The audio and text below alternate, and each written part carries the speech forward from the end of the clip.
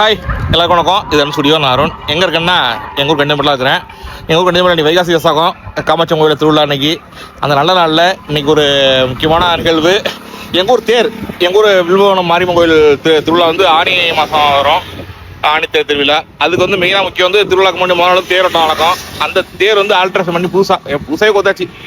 அந்த தேர் மட்டும் இல்லை, எங்கள் ஊரில் மேடையும் சரி, எங்கள் கிருட்டி ஆத்தாங்கிற ராஜேந்திர தான் வந்து அப்போ தான் வந்து இந்த தேருக்கு எல்லாம் இப்போ முதலீடு பண்ணவர்.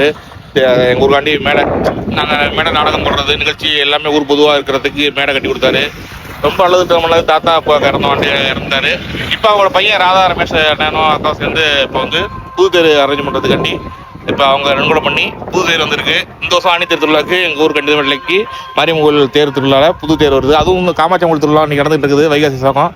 அந்த நல்ல தேர்லாம் ஆல்ட்ரு பண்ணி ரெடி பண்ணி எடுத்துகிட்டு வராங்க. அதை இப்போ பாருங்கள். பசங்கள்லாம் இங்கேருந்து சுந்தர லக்காமட்டிலேருந்து இழுத்து வர்றாங்க கையிலேயே நடந்து. நாங்கள் வேன்லாம் வச்சு இழுத்து வர சொன்னதுக்கு பசங்களாம் வேண்டான்னு எங்கள் அண்ணன் மாமசம் எல்லோரும் சேர்ந்து கையிலேயே இழுத்து வரோம். அது ஒரு சந்தோஷமாக அங்கேயே இருந்து இழுத்து வர்றாங்க. கண்டிப்பாக 7 கிலோமீட்டர் இருக்கும் எங்கள் ஊருக்கு.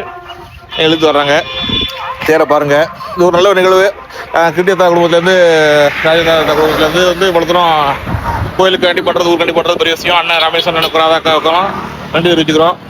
ஓகே, திருவிழா பாருங்கள். அன்றைக்கி கோயிலுக்கு போக முடியாது. ஓகே, அடுத்த வீட்டில் வாங்குவோம். பாய்.